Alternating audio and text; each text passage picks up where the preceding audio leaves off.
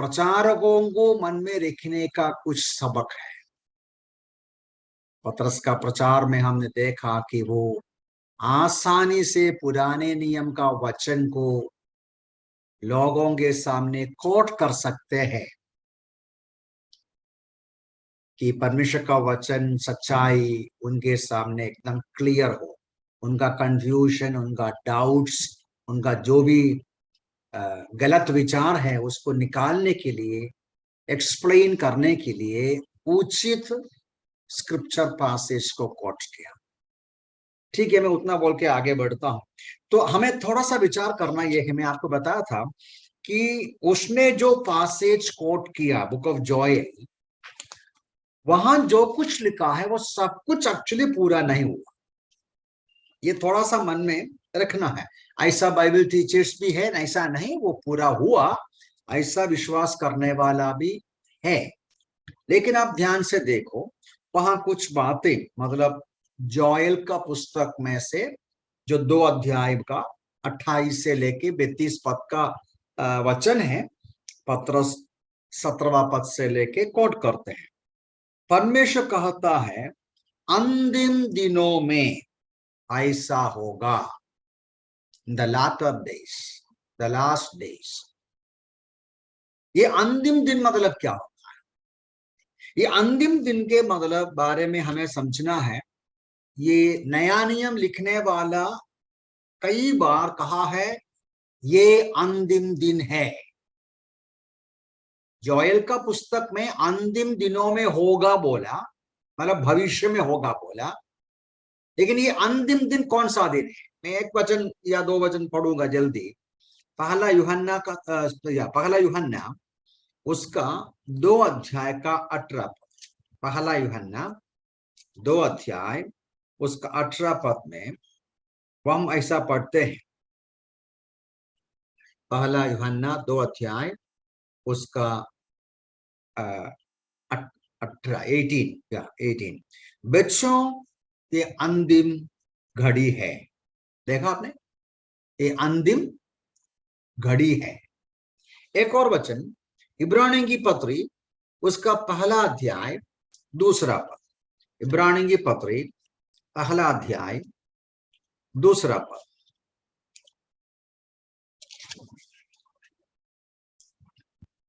यहां ऐसा पढ़ते हैं,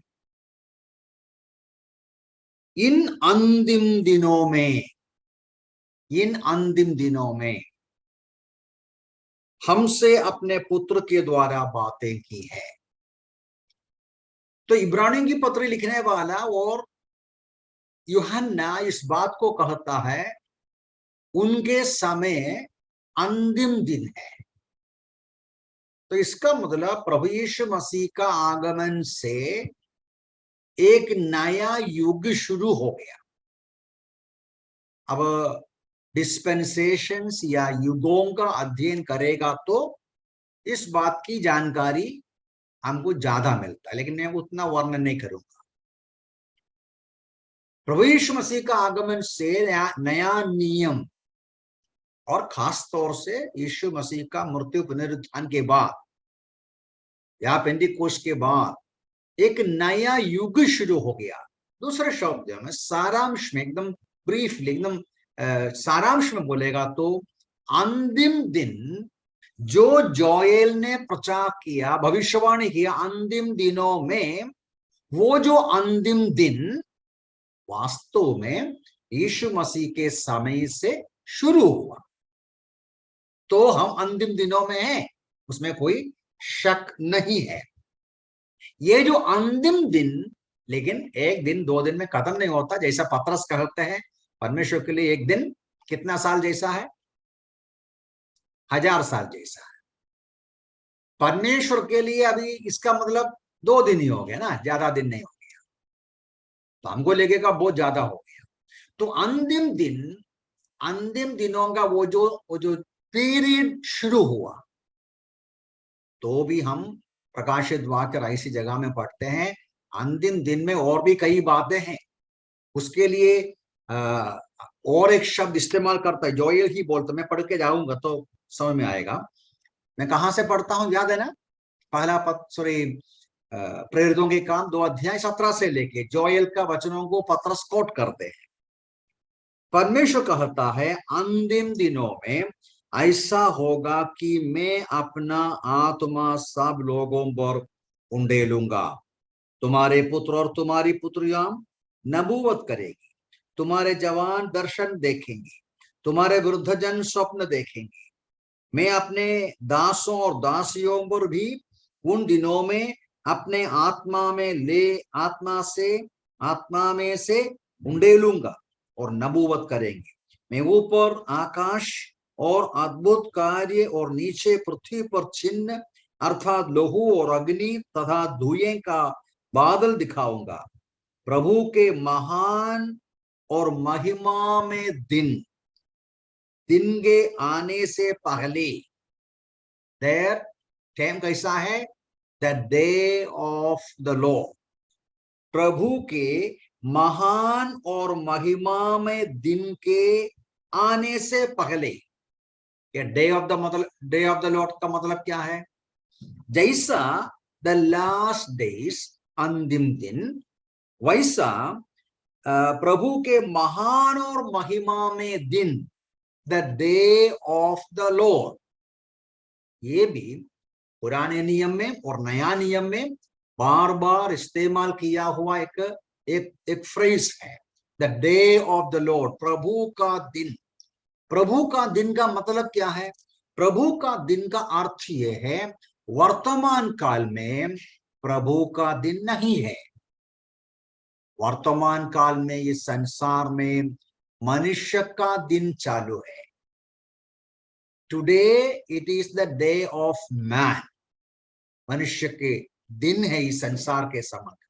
मनुष्य शासन करता है, मनुष्य अपनी अपनी मर्जी पूरा करता है, मनुष्य अपने कार्यों में अपने व्यक्तिगत इच्छा के अनुसार चलते हैं आमतौर पर। लेकिन ऐसा सारे संसार पर एक दिन परमेश्वर मनुष्य का इस कार्यक्रम के बीच में अपना कार्यक्रम को शुरू करेगा।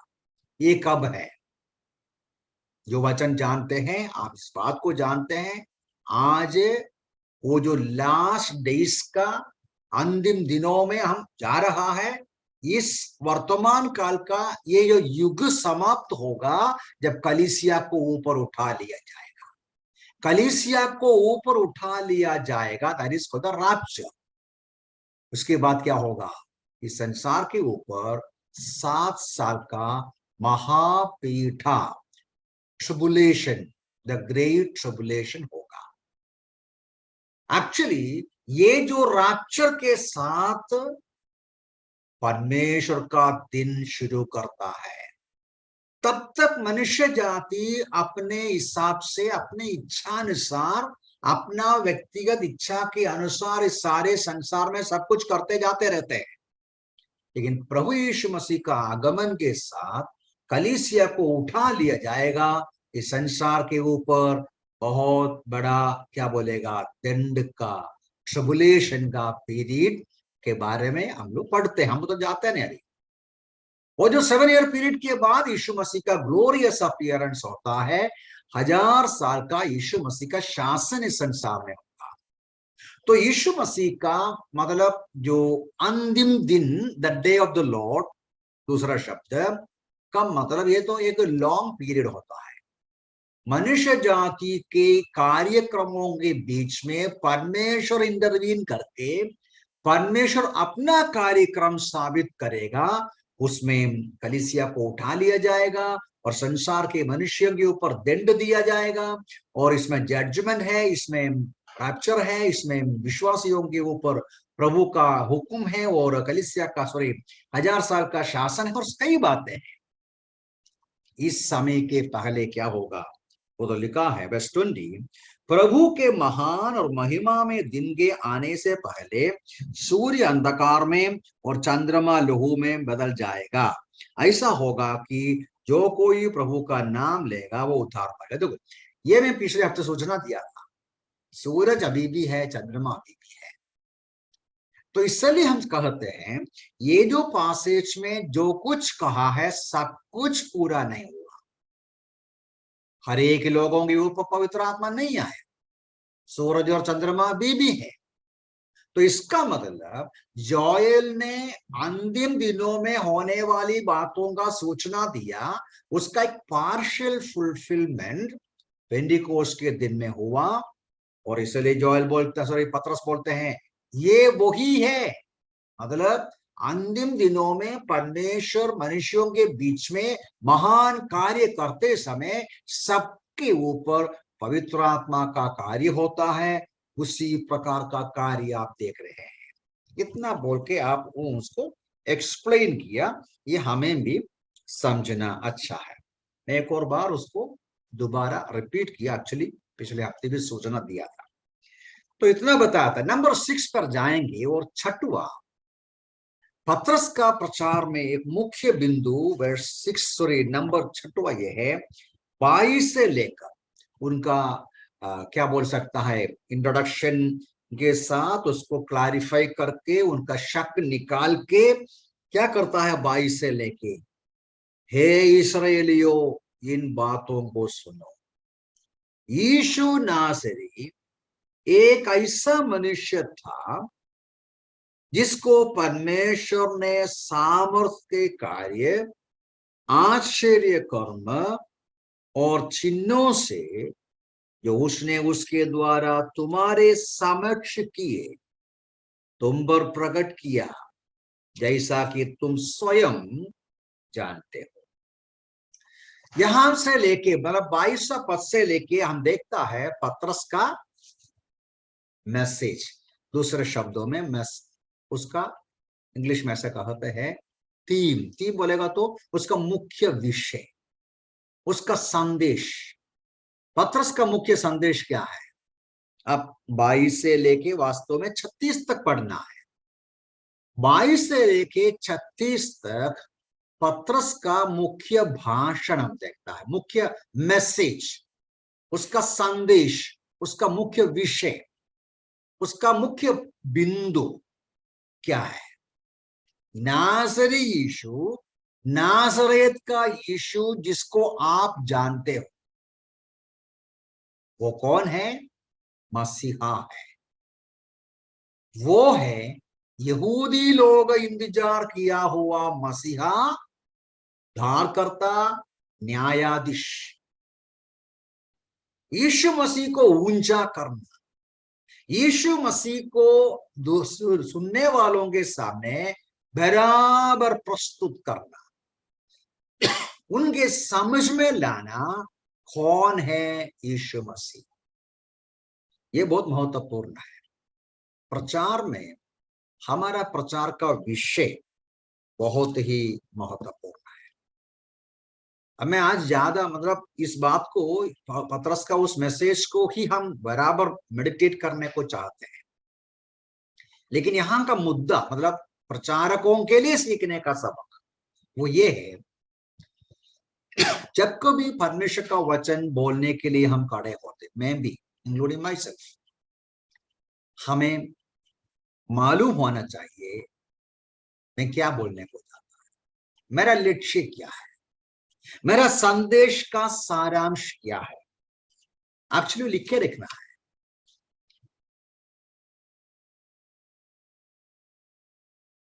देखिए कभी कभी ऐसा होता है, शायद मेरा ही प्रचार में आप सुना देखा होगा, नोट किया होगा, आधा घंटा 40 मिनट बात करेगा, आप शायद मन में पूछा होगा ये क्या बोलता है?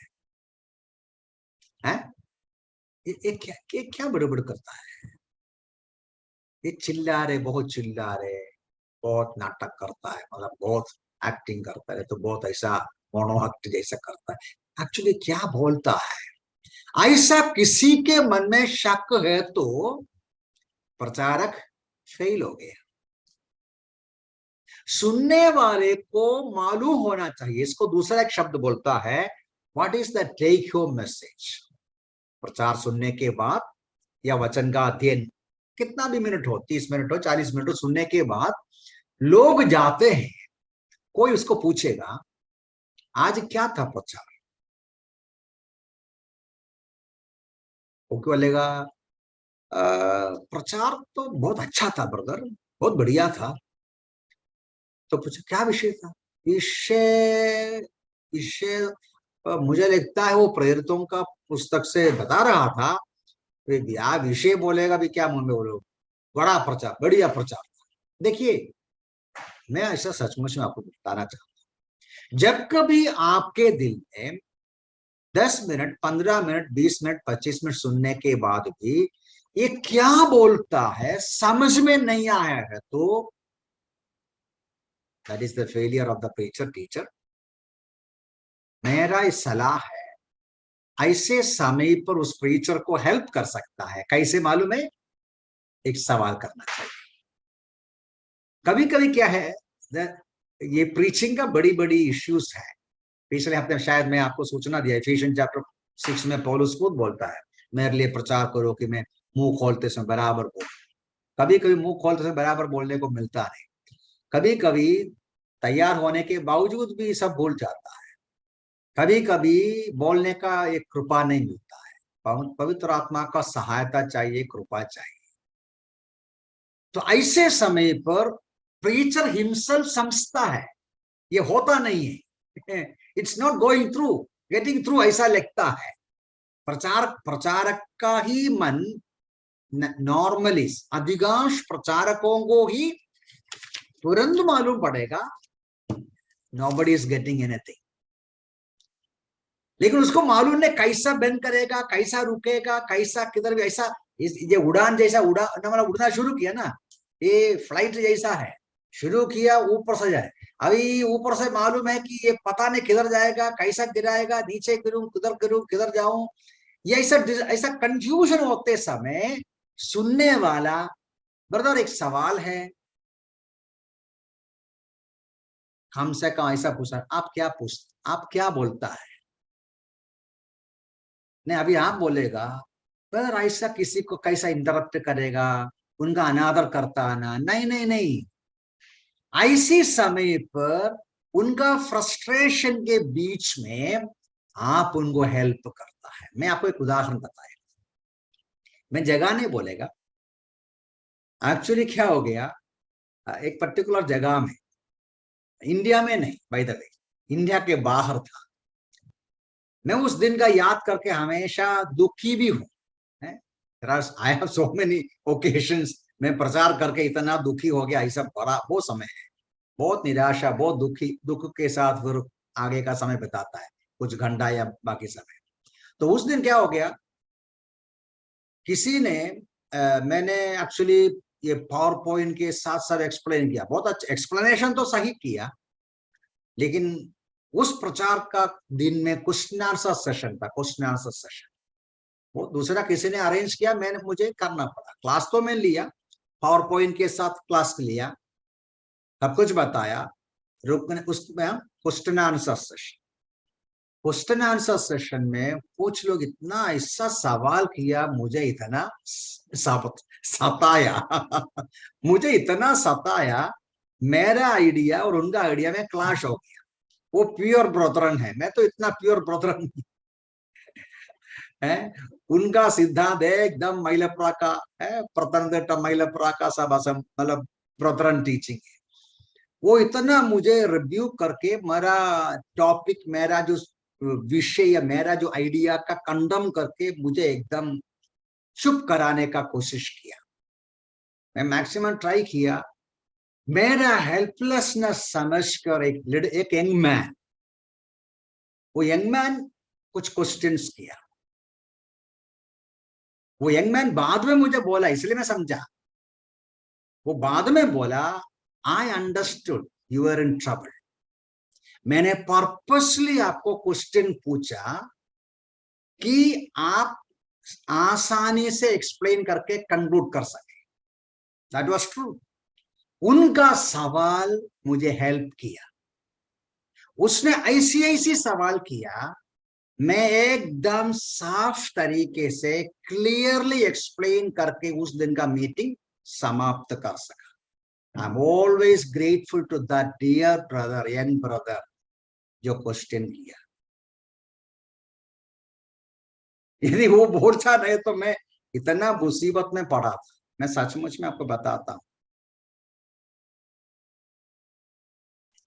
तो इसलिए मैं आपको बताता हूं, यदि एक प्रीचर का मैसेज किसी को बराबर समझता नहीं है तो that's a failure of the preacher.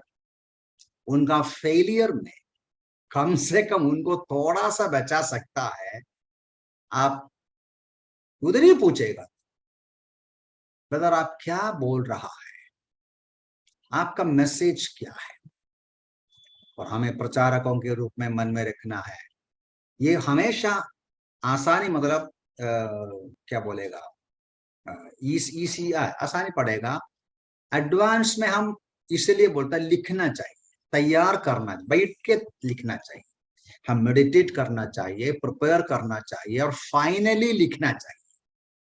Finally लिखना चाहिए मेरा मैसेज क्या है, वो 2-3 शब्दों में लिखना चाहिए। अंतिम शब्द, मेरा मुख्य बिंदु। ऐसे ही 15 वचनों को पढ़ा या 20 वचनों को पढ़ा, ऐसे ही कुछ बोला, ऐसा नहीं।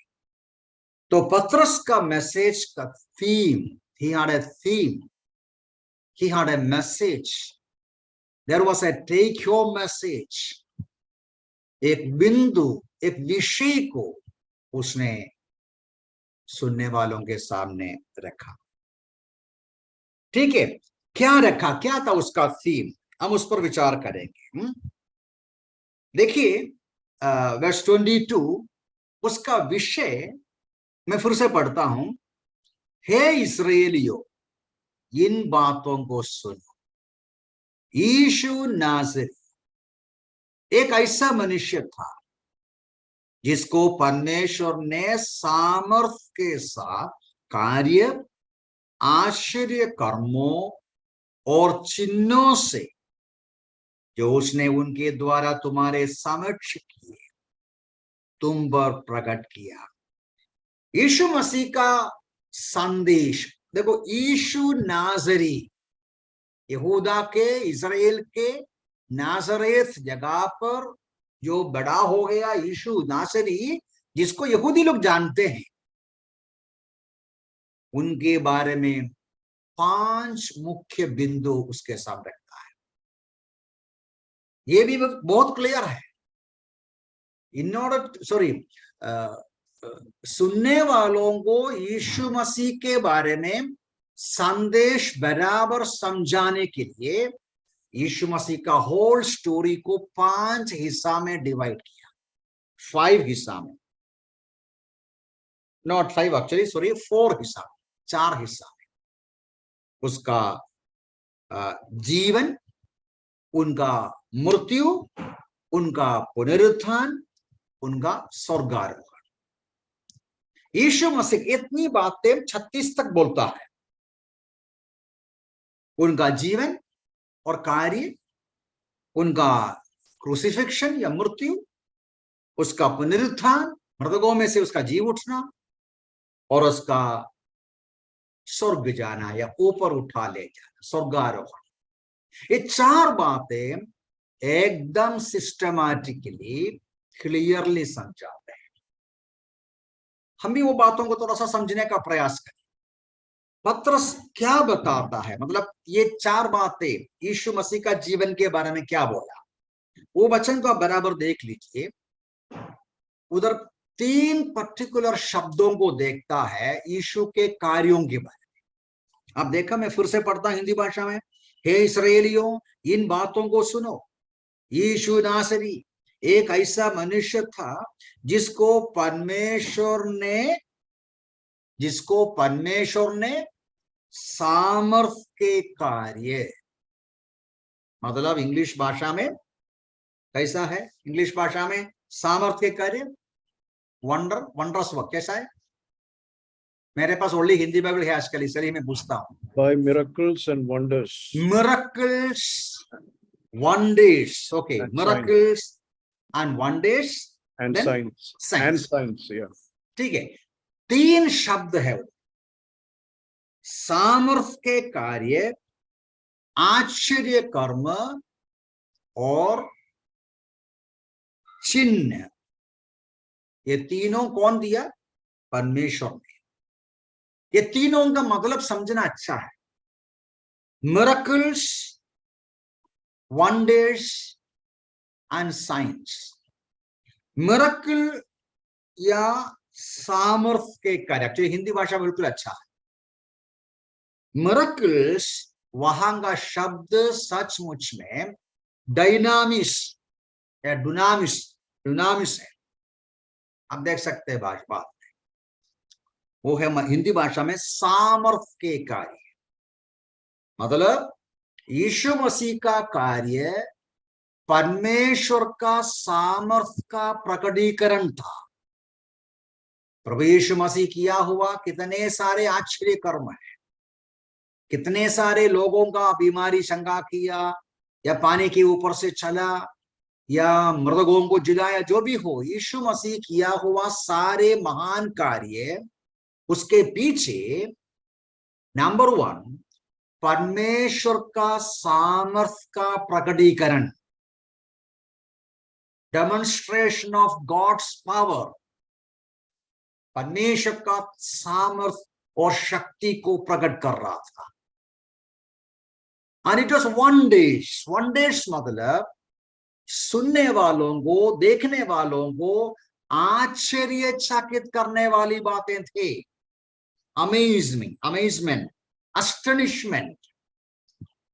सुनने वाले, देखने वाले या जो भी सामने है, वो आश्चर्यचकित हो जाते थे, समझ में नहीं आता था।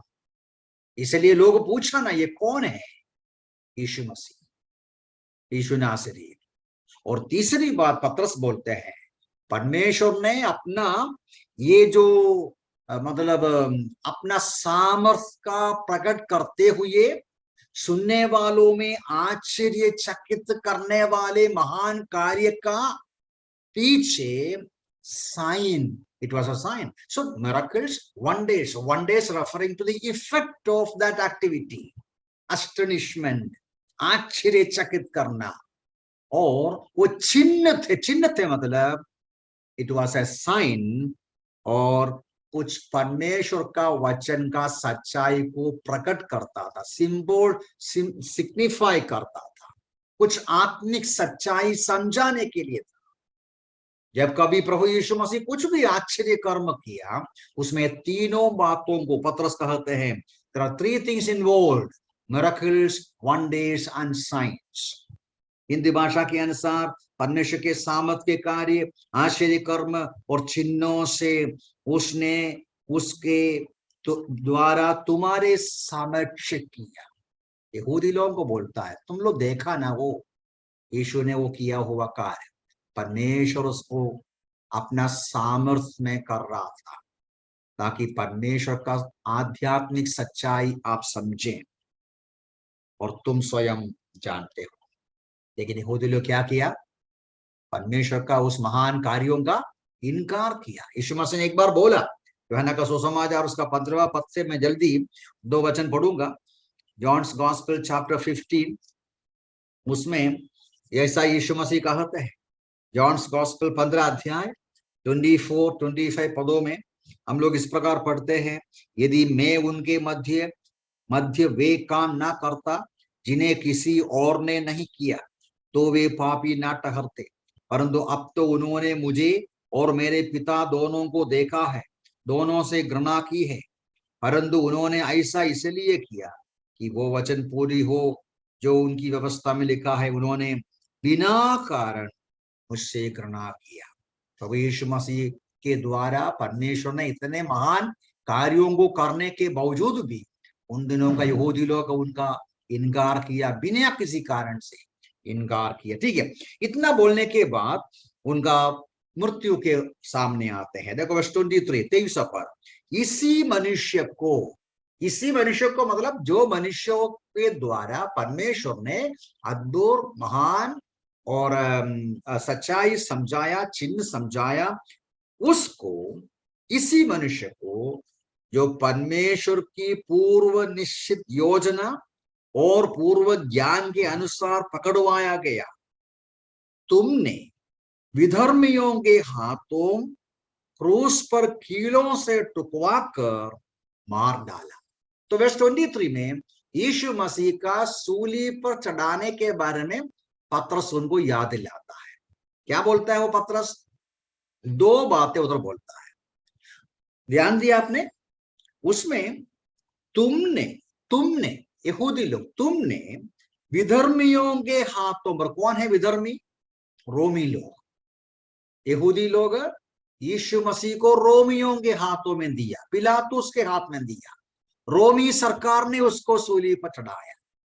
विधर्मियों के हाथों के द्वारा क्रूस पर कीलों से टुकवा करके कर मार डाला। इसका शुरू में क्या लिखा? शुरू में लिखा है जो परमेश्वर की पूर्व निश्चित योजना और पूर्व ज्ञान के अनुसार पकड़वाया गया। अब इंटरेस्टिंग है, यीशु मसीह का मृत्यु के बारे में दो मुख्य विषय हम बताता है। तुमने किया रोमी लोगों के द्वारा, लेकिन साथ साथ क्या भी बोलता है? ये परमेश्वर के पूर्व ज्ञान, पूर्व निर्णय, पूर्व योजना के अनुसार हुआ। ये शायद यहूदी लोग इतना समझेगा नहीं, लेकिन आगे वचन पढ़ेगा हम सब समझते हैं। यीशु मसीह का क्रूसिफिक्शन में ऐसा नहीं है कि यहूदी लोगों पकड़ के मार डाला या रोमी लोगों पकड़ के मार डाला। प्रभु यीशु मसीह का मृत्यु में ये पतरस सूचना देता है परमेश्वर का सनातन काल का योजना के आधार पर हुआ। यीशु मसीह खुद पिलातुस को बोला, यदि तुमको स्वर्ग से ऊपर से इजाजत नहीं मिलेगा तो मेरे ऊपर तुम्हारा कोई अधिकार नहीं है। तो प्रभु यीशु मसीह का मृत्यु परमेश्वर पिता के निर्णय में हुआ है। परमेश्वर का जो इटर्नल उद्धार का, मनुष्य जाति का उद्धार का संबंध में, योजना में हुआ है। तो ये यीशु मसीह का क्रूसिफिक्शन के बारे में, मृत्यु के बारे में उनको समझाया। उसके बाद उसका रिसरेक्शन में, पुनरुत्थान में जाते हैं। 24 से लेके देखिए कुछ पदों में, परंतु मतलब आपने उसको मार डाला, परंतु परमेश्वर ने मृत्यु की पीड़ा को मिटाकर उससे पुनः जीवित कर दिया, क्योंकि मृत्यु के वश में रहना उसके लिए असंभव था। देखो पतरस, उनका संदेश, उनका जो मैसेज, उनका मैसेज का मेन पॉइंट एकदम सिस्टमैटिकली उनको समझा रहे। मैं आपके सामने उस यीशु नासरी की बात बताता हूं जिसको आप जानते हो, जिनका कार्यों को तो आप देखा है, सुना है, जिनको आप लोगों ने ही पकड़ के सूली पर मार डाला, लेकिन उसमें परमेश्वर की योजना था।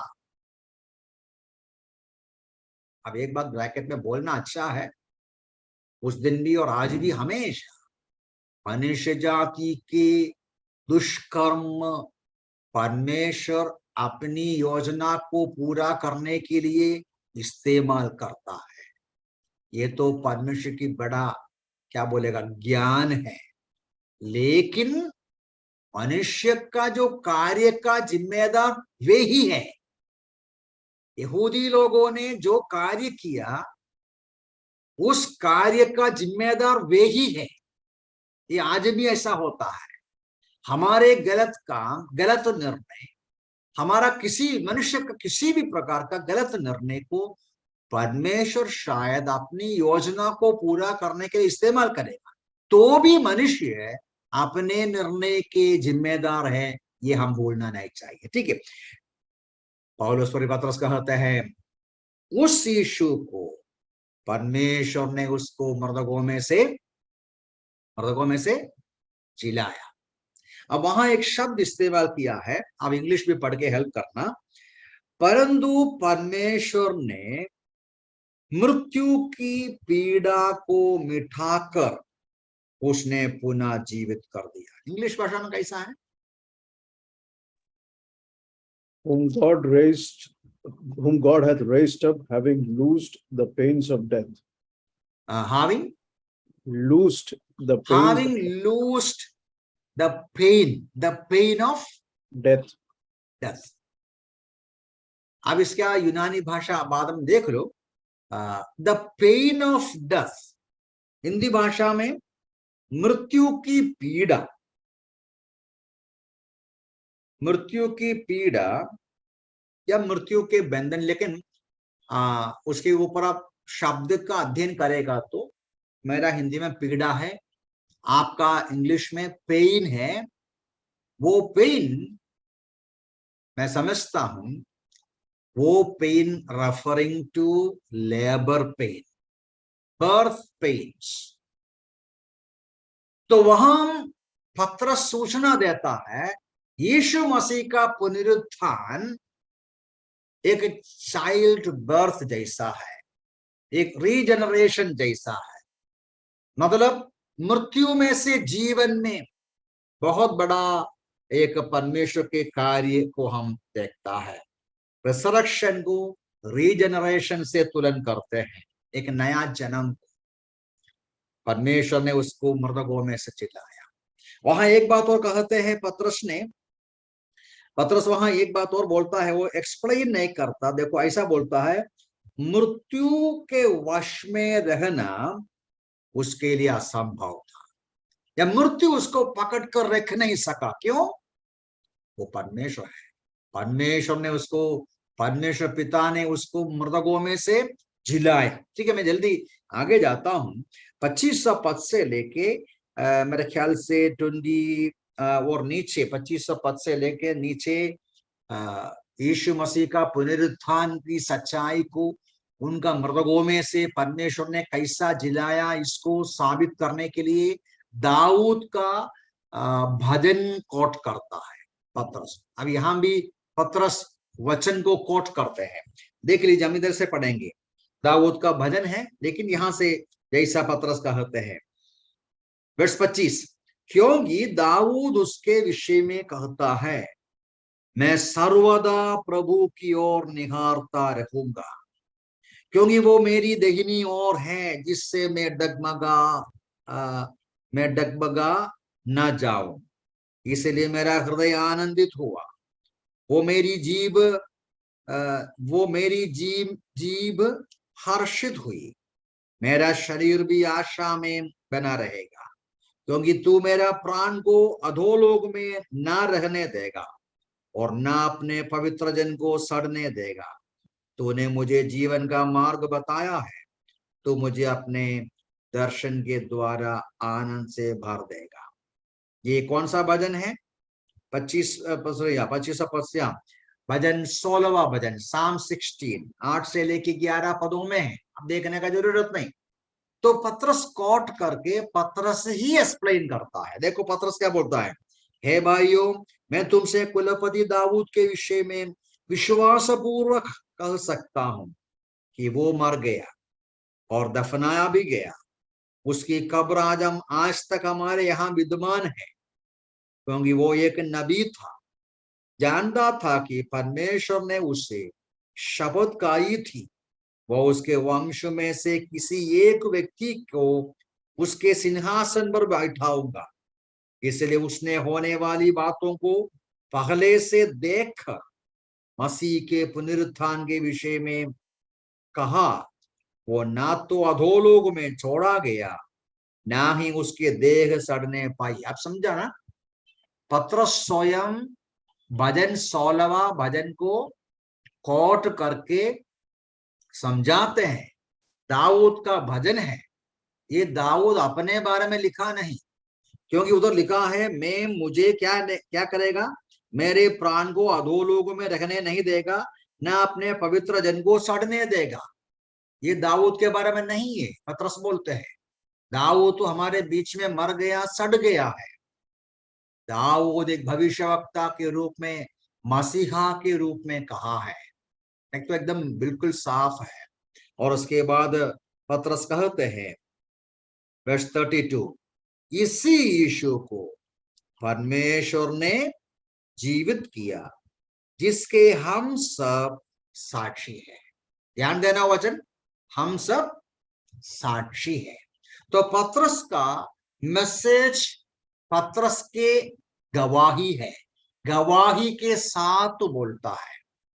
जो बातें भविष्यवक्ता दाऊद ने कहा वो बातें पूरा हो गया। परमेश्वर ने यीशु मसीहा को मृतकों में से जिलाया, दाऊद का वचन पूरा हो गया। यह बात हमने देखा, हमारी आंखों से देखा। वास्तव में यहां भी सॉरी प्रचारकों को समझने का एक बात है। क्या है वो? प्रचार करते समय जो भी संदेश है वो संदेश हमारा अनुभव का होना चाहिए। अनुभव का है तो उसमें ताकत होता है। अनुभव से बोलता है तो हमारे आंखों से देखा, कानों से सुना, हम अंधकरण में ग्रहण किया, हमारा व्यक्तिगत अनुभव बन गया है, तो वो वचन बोलते समय उसमें ताकत होता है। वो कोई भी बंद नहीं कर सकता। इसलिए 4:20 में जब बोला, धमकी दिया, ये प्रचार नहीं करना, पत्रस ने क्या बोला? हम प्रचार करेंगे क्योंकि हमने देखा है, हमने सुना है, हम चुप रह नहीं सकता है। ठीक है, ये तो एक बड़ा सबक इधर भी हमको मिलता है। अभी जल्दी 33 to 35 में यीशु मसीह का पुनरुत्थान के बारे में बोलते हैं। तो यीशु मसीह का जीवन के बारे में बोला, उनका क्रूसिफिक्शन के बारे में, उनका पुनरुत्थान के बारे में, और उनका स्वर्गारोहण के बारे में। देखो क्या लिखा है 33 में, 33 पद में, इसलिए परमेश्वर के दाहिने हाथ पर सर्वोच्च पद पाकर पिता से पवित्र आत्मा की प्रतिज्ञा प्राप्त करके उसने इसे उंडेल दिया जिसे तुम देखते और सुनते हो। अभी 33 से 35 तक, 33 से 35 तक यीशु मसीह का स्वर्गारोहण, उनका एक्सोल्टेशन, ऊंचे पर बैठ गया, मृतकों में से जिलाया, वो स्वर्गीय स्थानों में उसको पदा परमेश्वर ने ले लिया। ऊंचे स्थान पर परमेश्वर के दाहिने हाथ पर सर्वोच्च पद पाकर वो स्वर्ग में हाजिर है। उसका सबूत क्या है? उसका सबूत के लिए एक बात है, पवित्र आत्मा को भेजा। अब यीशु मसीह खुद जब जीवित था बार बार कहता था, क्या कहता था? पवित्र आत्मा उनको जाएगा तो पवित्र आत्मा को भेजेगा। ये वचनों को मैं अभी पढ़ता नहीं, हमारे पास अभी समय कम है। यीशु मसीह खुद वो बात को बताया था। जॉन्स गॉस्पेल 7:39, लूका 24 और यूहन्ना 14 में सब यीशु मसीह बोला था, मैं जाऊंगा तो आत्मा को भेजूंगा। यीशु मसीह गया, सर्वोच्च स्थान में पहुंच गया, आत्मा को भेजा। वो आत्मा अप्रेरितों के और विश्वासियों के ऊपर आया, उनको बलवंत किया। इन आश्चर्य चमत्कार कार्य यहूदी लोग देखता है। तो यीशु मसीह का एक्सोल्टेशन का सबूत नंबर 1 पवित्र आत्मा का आगमन है, पेंटिकोस्ट के दिन में जो कार्य हुआ है। उसके अलावा दाऊद कोट करते हैं भजन संहिता से। भजन संहिता 110 का भजन 110 का वचन को कोट करके बोलता है वर्स 34, क्योंकि दाऊद तो स्वयं स्वर्ग पर नहीं चढ़ा, परंतु वो आप ही कहता है, प्रभु ने मेरे प्रभु से कहा, मेरे दाहिने बैठ, जब तक कि मैं तेरे शत्रुओं को तेरे चरणों की चौकी न बना दो। अब देखो फिर से पतरस क्या करता है? दाऊद का वचन को कोट करते हैं। सचमुच में ये जो वचन दाऊद का वचन है, वो दाऊद अपने बारे में लिखा नहीं, मसीहा के बारे में है। क्योंकि जो लिखा बराबर वो क्लियर है, वो मसीहा के बारे में कहते हैं। ये यीशु मसीह भी कोट किया था। यीशु मसीह भी ये वचनों को मरकुस का सुसमाचार 12वां अध्याय 35 से लेके पदों में यहूदियों के सामने पूछा, दाऊद देखो ऐसा लिखा है। मरकुस का सुसमाचार 12वां अध्याय 35 से लेके पदों में। ये दाऊद के बारे में ही क्या? दाऊद के बारे में नहीं, मसीहा के बारे में। ये वचन पौलुस भी कोट किया है, पहला कुरिन्थी 15:25 में। इब्रानी में कोट किया है, इब्रानी पहला अध्याय 13वां पद में। मैंने क्या बताया? पौलुस भी कोट किया, पहला कुरिन्थी 15:25। इब्रानी लिखने वाला कोट किया, इब्रानी पहला अध्याय का 13वां पद। अप्लाई किया ये यीशु मसीह के बारे में दाऊद का वचन है। तो इस प्रकार पतरस अपना मैसेज उसके सामने रखा, उसका संदेश रखा, उसका मुख्य बिंदु रखा या मुख्य विषय रखा। क्या है मुख्य विषय?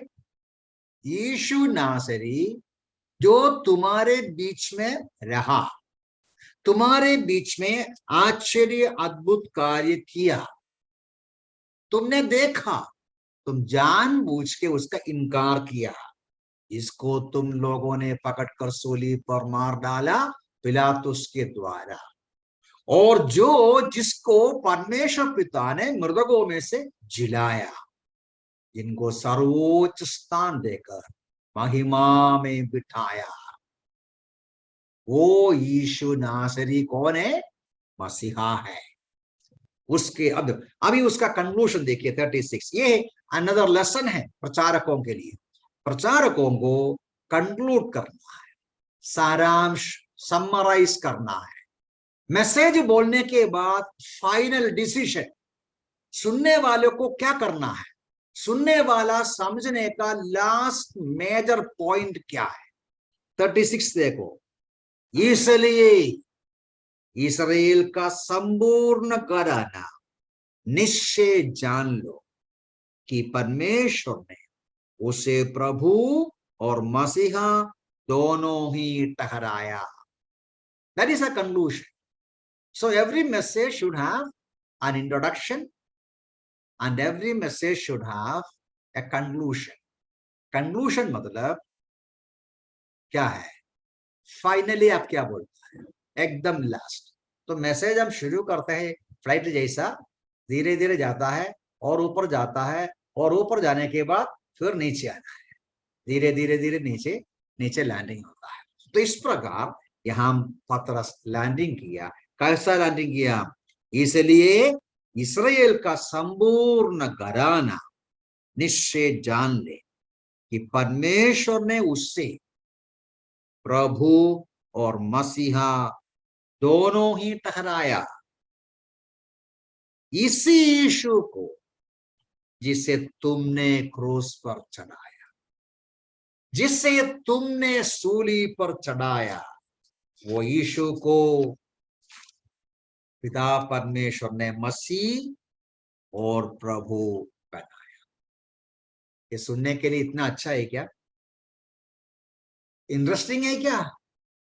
आपको कैसा लगता है? अंदाज कीजिए। सुनने वाला यहूदी है। मैं 2 मिनट ज्यादा लेता हूं, मुझे इधर बंद करना है, बराबर बंद करना है, बराबर लैंडिंग करना है, कंक्लूड करना है। ओके, ये सुनने वाला यहूदी लोगों को जिस तरीके से पतरस संदेश सुनाता है, कान में कैसा लगेगा? ये लास्ट कंक्लूजन सुनो ना, मैं फिर से पढ़ता हूं। इस्राएल का संपूर्ण घराना निश्चय जान लो कि परमेश्वर ने उसे प्रभु और मसीहा दोनों ठहराया। इसी यीशु को जिसे तुमने क्रूस पर चढ़ाया। यहूदियों को अच्छा लगेगा? तुमने सूली पर चढ़ाया, तुम बड़ा गुनाह किया, परमेश्वर का मसीहा को तुमने इनकार किया, परमेश्वर पिता ने अपना अद्भुत काम किया हुआ, आश्चर्य कर्म किया हुआ, तुम्हारे बीच में भेजा हुआ मसीहा को तुमने सूली पर चढ़ाया। देखिए, प्रचारकों के लिए बहुत बड़ा सबक और है इधर, मैं बंद करता हूं इसलिए ज्यादा बोलता नहीं। वो ये है, हमारा भाषण कभी भी सुनने वालों के लिए मधुर लगने के लिए संभव नहीं। You cannot satisfy always your listeners. प्रचार करते समय, वचन सुनाते समय सुनने वाले को क्या लगेगा, उनको बुरा लगना नहीं चाहिए, उनका दिल में दुख लगना नहीं चाहिए, उनका दोष लगाना नहीं चाहिए, ऐसा सोच नहीं सकता। It is God's word. परमेश्वर का वचन बोलेगा तो किसी को लगेगा, लगना है, लगेगा नहीं है तो गलती होता है। तो इसलिए प्रचार करते समय you should never preach to satisfy people, the listeners. Yes, there are people, बलेयाम जैसा प्रचारक लोग हैं, पैसा के लिए प्रचार करने वाले, धंधा के लिए प्रचार करने वाले, कमाने के लिए प्रचार करने वाले, सुनने वालों का कान में कुचले आने वाली कहानी सुनाकर सुनने वालों को ऊपर चढ़ाते हुए बातें करते हैं कि उनका जेब का पैसा प्रचारक को मिल जाए। नहीं, ये प्रचारक का सही प्रचारक का काम नहीं, बलेयाम का काम है, बलेयाम का रास्ता है। You can not preach to satisfy the listener. सुनने वालों को बुरा लगे या ना लगे, सच्चाई प्रचार करना है। ये तो मुसीबत है, ये मुसीबत है। It's very painful, it's very costly. लेकिन पतरस ने हिम्मत के साथ, बिना डर से, बिना हेसिटेशन से क्या बोलता है? तुमने, लिसनर्स, तुमने सूली पर चढ़ाया वो यीशु को परमेश्वर ने जिलाया, प्रभु और मसीहा, द मसीहा, द अनॉइंटेड वन बनाया। अभी 37 से हम अगले हफ्ते पढ़ेंगे। 37 से पढ़ेगा, वो वचन में पढ़ के बंद करता हूं। उन्होंने जब यह सुना तो उसके हृदय छिद गए, हृदय छिद गए, हृदय टूट गया। तो उसका परिणाम मतलब पतरस का भाषण एकदम काम किया, एकदम सही प्रकार गया। प्रभु हमें सहायता करे। हमारे लिए यहाँ से बहुत सारी सबक है। मैं बंद करना चाहता हूं। हमारा मुख्य विषय, मुख्य बिंदु हम शुरू किया, मुख्य मैसेज पतरस का भाषण से सबक है। लेकिन ऐसा प्रचार करना है तो पवित्र आत्मा का भरपूरी चाहिए, पवित्र आत्मा का नियंत्रण में प्रभु का दास आना चाहिए। और सबसे बढ़कर ये पासेज हमें समझाते हैं, प्रचार करते समय हमें एक संदेश चाहिए। हमारा संदेश क्या है? यीशु मसीह को ऊंचा करना है। सचमुच में हमारा भाषण, हमें और कुछ भाषण नहीं है। साइकोलॉजी हमारा भाषण नहीं, इतिहास हमारा भाषण नहीं, पॉलिटिक्स हमारा भाषण नहीं, और कुछ भी हमारा भाषण नहीं।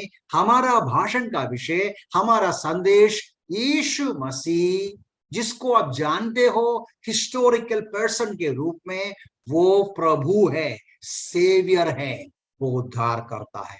उनके द्वारा उद्धार मिल जाएगा, उनके द्वारा मुक्ति मिल जाएगी। प्रभु हमें भी सहायता करें, इन बातों को हम समझें कि हमारा सेवकाई के संबंध में, और उससे बढ़कर प्रभु यीशु मसीह कौन है, ये पहचान में हम भी आए। और यीशु मसीह किस प्रकार परमेश्वर का महान कार्य किया, और परमेश्वर ने उसको मर्दों में से जिलाकर स्वर्ग में सर्वोच्च स्थान पाया हुआ है, उस प्रभु की स्तुति बढ़ाई प्रशंसा करें और उसको हम पहचाने। वो जो पहचान में दूसरों को गवाही दे, प्रभु इन वचनों के द्वारा हमें सहायता करें। प्रभु के नाम की